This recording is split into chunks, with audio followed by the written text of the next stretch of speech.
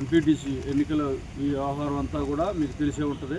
గతంలో ఎలక్షన్ అయిన తర్వాత విసనపేట ఎంపీపీ ఎస్సీ జనరల్కి కేటాయించడం జరిగింది.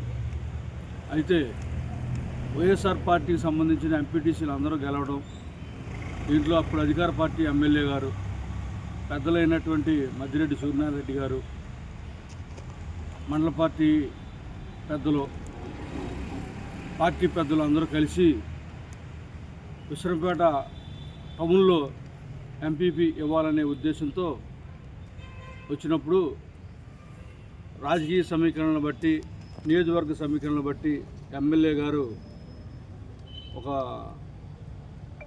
కమ్యూనిటీకి ఇవ్వాలి అనే ఉద్దేశంతో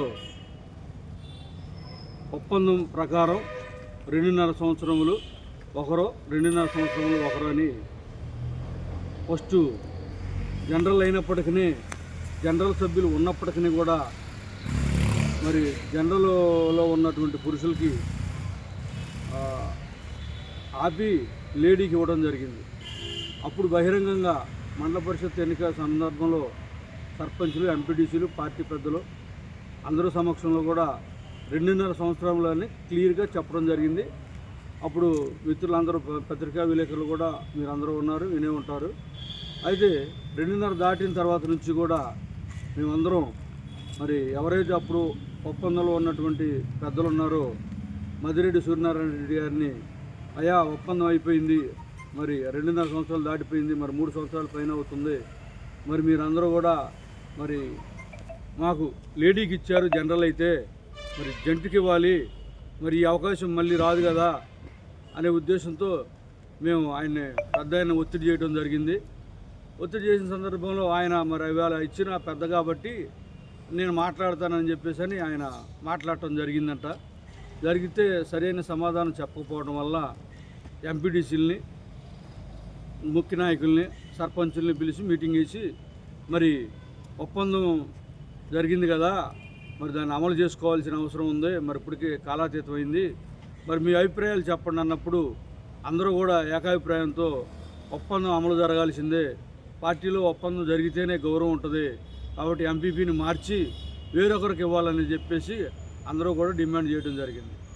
ఆ సందర్భంలో ఎంపీపీ భర్త అయినటువంటి అతను వచ్చేసి మరి ఓసీలు పెత్తనం ఏంటని చెప్పేసి అని అక్కడ ఉన్న పెద్దలను దూషించి మరి పదవి వ్యామోహంతో, పదవీ కాంక్షతో ఒప్పందాన్ని మీరి మరి వాళ్ళు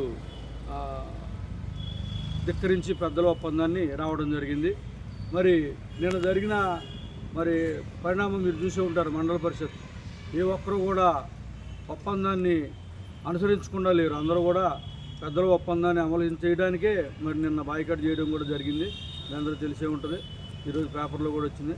కాబట్టి ఆయన పదవి వ్యామోహం లేకుండా పిల్లి మెరిసి వనజాక్షి గారు ఒప్పందం ప్రకారం అమలు చేసి ఆమె గౌరవంగా రాజీనామా చేస్తే వాళ్ళకి, పార్టీకి, అందరికీ కూడా గౌరవం ఉంటుందని చెప్పేసి అని తెలియజేస్తూ ఉన్నాను. కాబట్టి ఇందులో కూడా మరి వాళ్ళు పదవి వ్యామోహంతో ఇంకొక వర్గాన్ని, పార్టీలో అన్ని వర్గాలు, అన్ని కులాలు, అన్ని వ్యవహారాలు ఉంటాయి, అటువంటిది ఒక వర్గాన్ని, ఒక కులాన్ని, ఒక నాయకుడిని దూషించడం అనేది కరెక్ట్ కాదు. ఎవరిని టార్గెట్ చేయకూడదు. అప్పుడు పదవి కావాలంటేనేమో అందరినీ కూడా బతిలాడుకున్నారు. మరి వాళ్ళ ఒక వర్గాన్ని దూషించడం అనేది కరెక్ట్ కాదని చెప్పేసి అని తెలియజేస్తూ వాళ్ళు గౌరవంగా తప్పుకుంటే బాగుంటుందని చెప్పేసి అని సభాముఖంగా తెలియజేస్తూ సెలవు తీసుకుంటాం.